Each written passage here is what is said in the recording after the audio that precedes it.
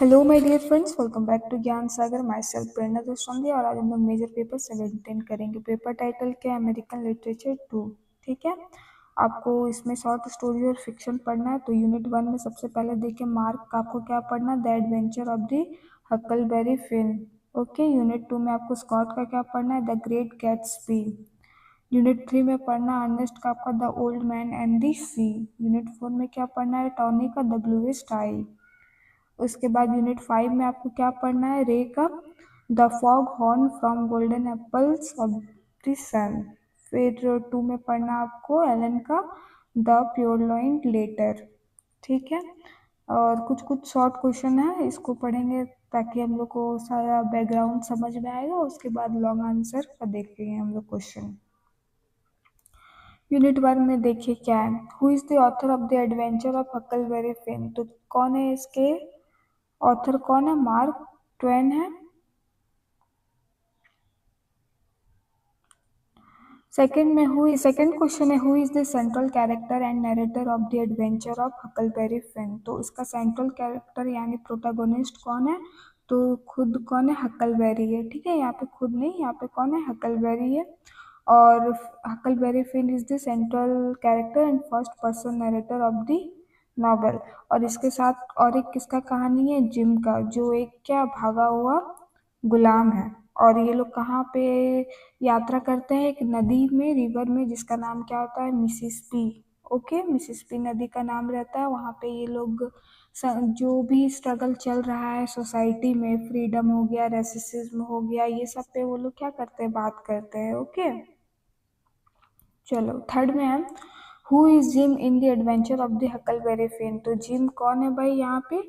तो Jim is an enslaved man who escaped from slavery and travels with Huck along a Mississippi river. वो वहां से भाग जाता है, गुलाम रहता है, भाग जाता है, और किसके साथ ट्रेवल करता है? हक के साथ। ओके, कौन से रिवर पे? तो मिसिसिपी रिवर पे।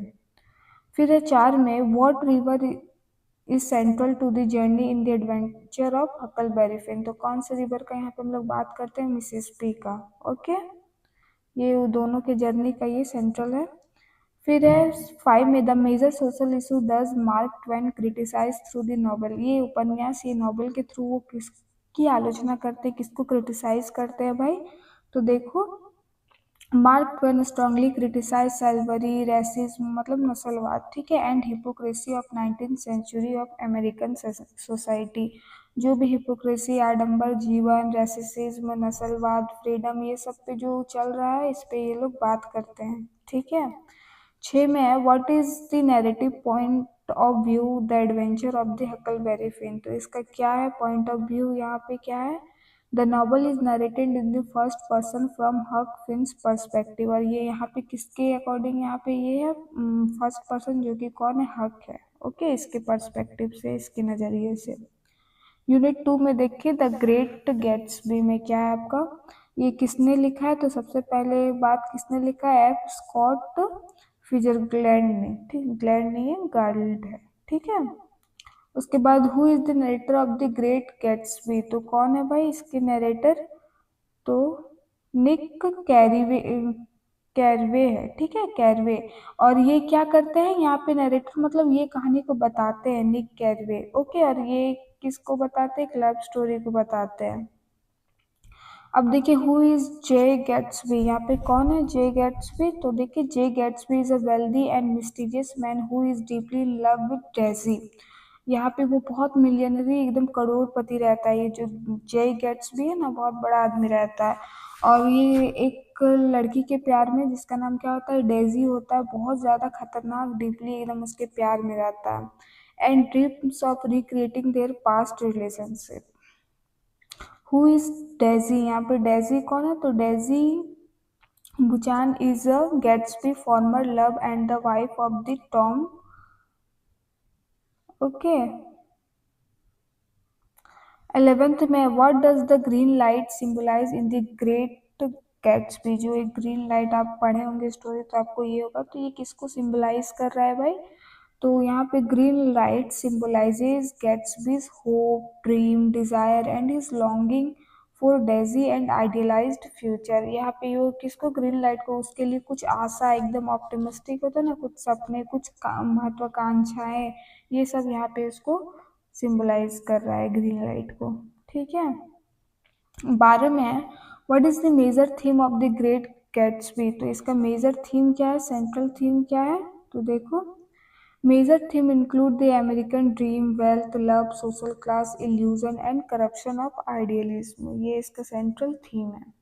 अब यूनिट 3 में देखो अर्नेस्ट का क्या है, the old man and the Sea. इसमें क्या है, सबसे पहले ये किसने लिखा है भाई, तो अर्नेस्ट हेमिंगवे ने लिखा है। फिर 14 में who is the protagonist of Old man and the Sea. तो इसका प्रोटागोनिस्ट मतलब मेन कैरेक्टर, ठीक है, इसका कौन होता है भाई, तो Santiago an old Cuban fisherman in the protagonist. वो एक यहाँ पे क्या होता है, वो एक मछुआरा रहता है जो एक मछली को पकड़ने के लिए बहुत स्ट्रगल करता है, ठीक है, इस स्टोरी में।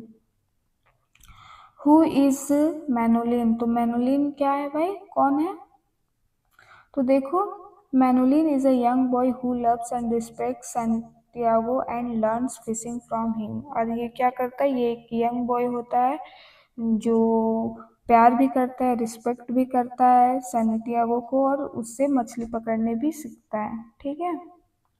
16 में what does Santiago catch during his great fishing expedition. तो क्या है भाई, तो क्या पकड़ता है वो, देखो Santiago catches a giant marlin after a long and difficult struggle. और बहुत लंबे समय के बाद और एक डिफिकल्ट स्ट्रगल के बाद वो एक बहुत बड़ी मछली को पकड़ता है।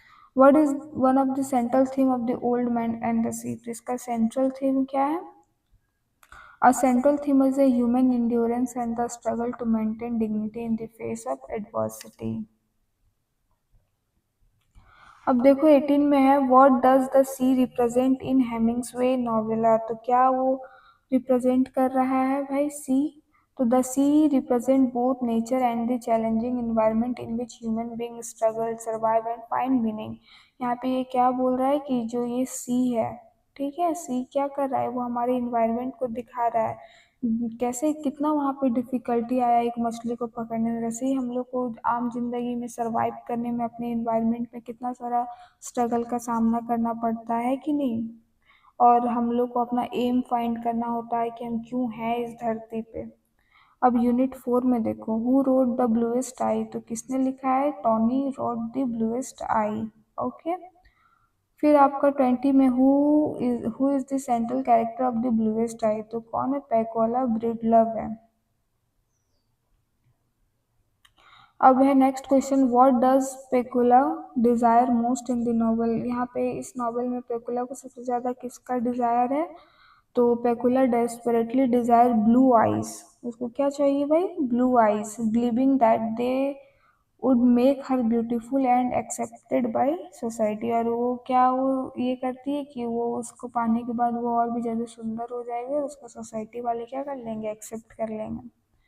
22 में what social issue is strongly explored in the Bluest Eye. तो क्या सबसे यहाँ पे क्या एक सामाजिक इशू है, तो देखिए the novel explore racism, internalised racism, colourism, beauty standard, poverty and social marginalisation. अभी किसी का शादी होने के लिए बोल देता है काला है, गोरा है, मोटा है, पतला है, ये सब क्या हुआ, यही सब है ना हमारा। 23 में है what do blue eye symbolize in the Bluest Eye. यहाँ पे ब्लू आई किसको सिंबलाइज कर रहा है, किसका चिन्ह है, किसका प्रतीकात्मक है, तो देखो blue I symbolizes socially impose standards of beauty, acceptance and whiteness and the desire for the social recognition.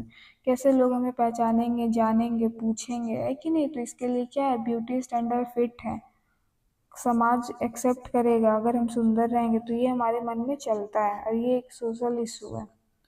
24 में what is an important theme of the Bluest Eye. इसका इम्पॉर्टेंट थीम क्या है ब्लूएस्ट आई में, an important theme is destructive effect of racist and oppressive beauty standard on individual identity and self worth. जितना है उतना हम satisfied नहीं रहते और भी हमें चाहिए होता है ना। Who wrote the fog horn. तो फॉग हॉर्न किसने लिखा है, रेड ब्रेडबरी ने लिखा है। ठीक है। 26 में what is the central setting of the fog horn. तो सेंट्रल सेटिंग क्या है? The story is primarily set an isolated lighthouse on the coast. 27 में है what creature is attracted by the sound of the frog horn. तो frog horn से कौन सा creature attract होता है? तो a prehistoric sea creature is attracted by the sound of the fog horn. Last है आपका द पर्लियन लेटर क्या है भाई? तो हु रोट, तो किसने लिखा है? एलन ने लिखा है। Who is C Auguste Dupin. तो सी अगस्ते ड्यूपिन कौन है? आप सबका ना कैरेक्टरिस्टिक्स पढ़ लीजिएगा, ठीक है।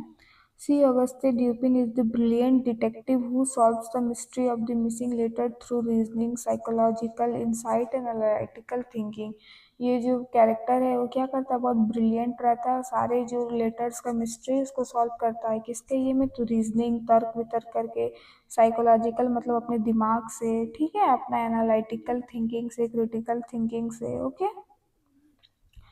30 में है what is the central method used by Dupin in the Purloined Letter. तो वो क्या अपना यूज किया है? तो वही एनालिटिकल रीजनिंग और साइकोलॉजिकल डिडक्शन, ठीक है, टू लोकेट हिडन लेटर। अब आपका लॉन्ग आंसर क्वेश्चन है, तो देखिए। पहला क्वेश्चन है discuss Mark Twain's the adventure of Huckleberry Finn as a criticism of American society. आप इसके ये में बताइए, इसके पर्सपेक्टिव, ये जो नॉवेल है इसके पर्सपेक्टिव से अमेरिकन सोसाइटी का आपको क्रिटिसिज्म करना है, ठीक है, क्रिटिसाइज करना है। तो देखिए क्या लिखा हुआ है। Mark Twain's The Adventure of the Huckleberry Finn is not merely an adventure story, it is a powerful and social critique of 19th century। ये क्या बोल रहा है कि बस ये एक स्टोरी नहीं है, एक यात्रा, एक एडवेंचर का कोई स्टोरी नहीं है, ये बहुत क्या है? पावरफुल एक पावरफुल सोशल क्रिटिसाइज, एक पावरफुल सोसाइटी को हम लोग क्या कर रहे हैं? पावरफुल नॉवल है जिसको हम लोग सोसाइटी को क्या करें? क्रिटिसाइज करें, ठीक है। पब्लिश्ड कब हुआ था बच्चा? 1885 में हुआ था। और यहाँ पे हम लोग को क्या क्या एक्सप्लोर करने को मिलता है, क्या क्या देखने को मिलता है? तो सेल्वेरी है, रेसिज्म है, सोशल हाइपोक्रेसी है, क्लास डिवीजन है जो हम लोग बांट दिए हैं, जो middle class, upper class, religion है, धर्म है, मोरालिटी, नैतिक वैल्यूज से है ना, कि हम लोग आजकल किसी का हेल्प नहीं कर रहे हैं, किसी के सुख में सुख नहीं हो रहे, किसी के दुख में दुख नहीं हो रहे, बस फॉर्मेलिटी कर रहे हैं कि नहीं। And conflict between individual conciseness and social convention, ठीक है। फिर यहाँ पे दिया हुआ है कि हकलबेरी के बारे में थोड़ा सा, तो क्या है ये? नरेटेड बाय कौन है? हकलबेरी फिन है, a young boy who lives the restrictive society in which he lives and travel down the Mississippi river with Jim, okay.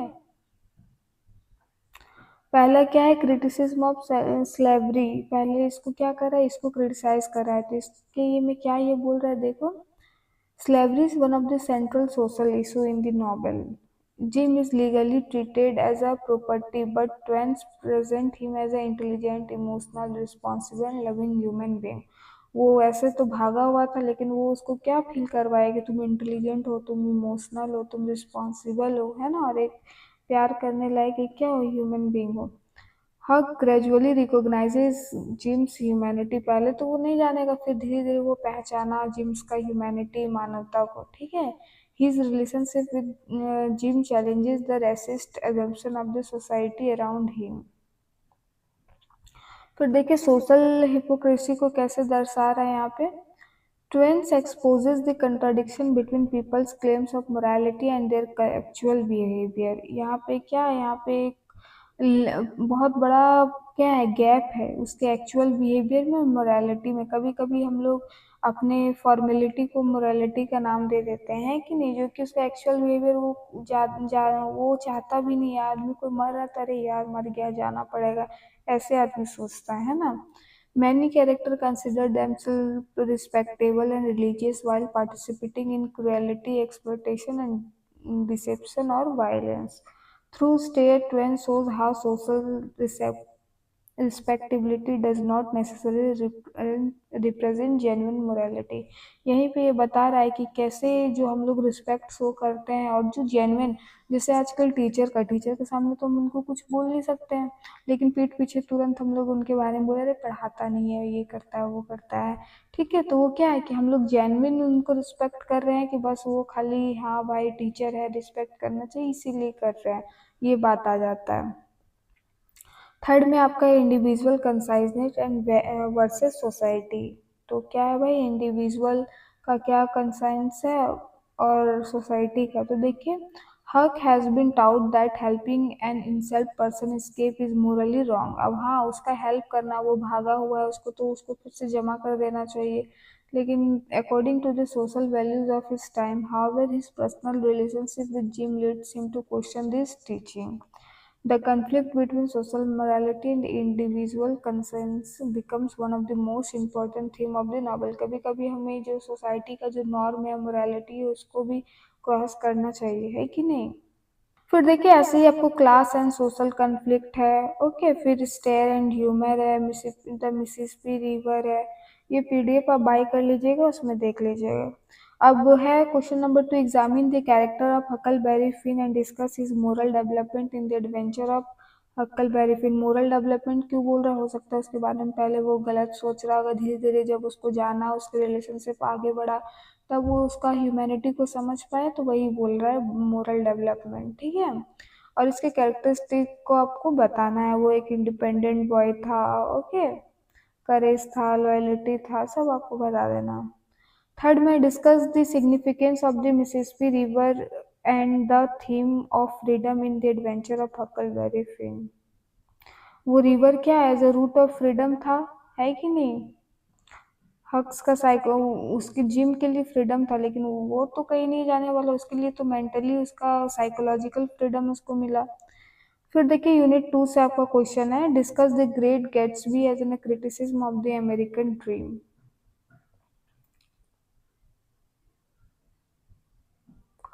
Second में examine the character of the J Gatsby and explain his significance in the novel. अगर आप ज़्यादा नहीं पढ़े हैं तो सब चीज़ का कैरेक्टर स्केच पढ़ लीजिएगा, ये को तो आना ही है किसी का। ठीक है, नेक्स्ट है discuss the old man and the sea as a story of human struggle, courage and endurance.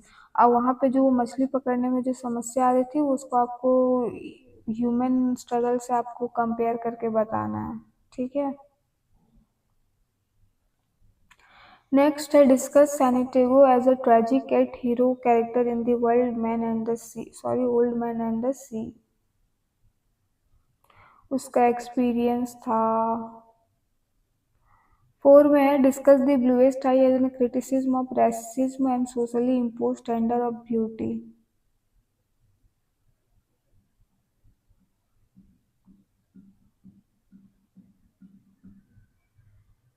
Seven में discuss the major theme of the Bluest Eye and explain the significance of the title.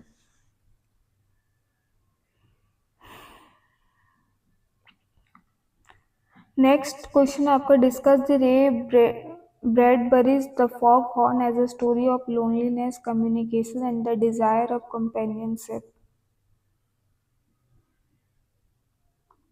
Next discuss Allan Poe's the Purloined later as a detective story and explain the importance of Dupin's analytical method.